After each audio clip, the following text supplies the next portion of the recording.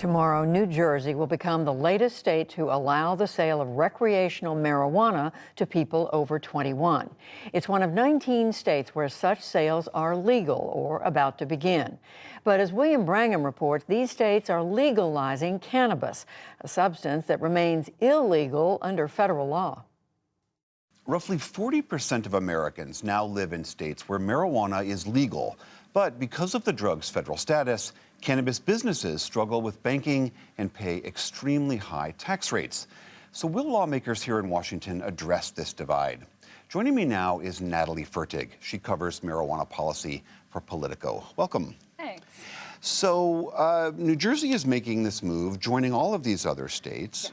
We know that the House has passed a bill that would legalize marijuana. What is its status and what would it do? So the bill technically would decriminalize marijuana. It would make it federally legal or decriminalized to possess and to use cannabis, but then it would leave it up to the states whether they then want to legalize cannabis and allow people to produce it and sell it and tax it.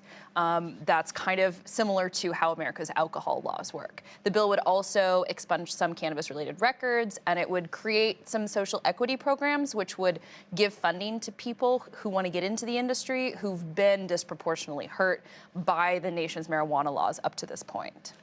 Does that have any chance of passage? Is the Senate going to take it up? It's a really complex question. I mean, we're sitting here in April of 2021, 22. What 22. year is it? 22. 22. It's hard to keep up. It's hard to keep up. And, you know, this was something that Democrats talked about when they ran in 2020. And we don't have a lot of Congress left in this time period for the Senate to take this up and work on it. Senator Schumer has said that this is a priority for him, but he has also said that he's not going to have a bill until about just before the August recess. That really leaves an even smaller amount of time for the Senate to deal with something that is an incredibly complex problem or to solve. There's this other issue in a piece of legislation about banking, which I mentioned before, that does seem to have more bipartisan support. Again, what would that do and how likely is that to pass? Yeah, so where decriminalization doesn't even have all Democrats on board, the banking bill has Republicans on board.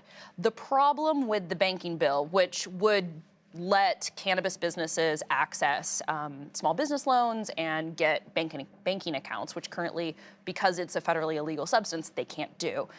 That bill has more support from Republicans, but it doesn't have support from all of the progressive Democrats. So Senator Schumer specifically and Senator Cory Booker have said, we don't want this bill to pass unless there are other elements incorporated into it or passed alongside it that would help people who have been hurt by the war on drugs. So there's this growing sort of concept within the Democratic Party, especially progressive Democrats, that definitely came out of everything that happened in the summer of 2020 with George Floyd and this increased focus on criminal justice reform, that you can't allow people to make money off cannabis without helping people who have been put in jail previously for making money off cannabis. So that's really kind of where this divide has come down to now, and that's holding up the banking bill.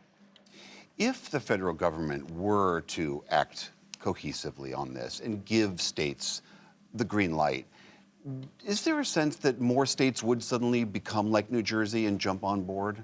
It's possible.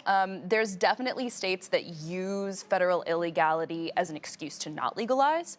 It's unclear whether or not they would just find another excuse after that happened, or if there are truly lawmakers in those states that are just waiting for the federal government to give them the green light. I think that states will still have to deal with the same issues that the federal government is dealing with, and those issues tend to hold up cannabis legalization, even in states that really, really want it.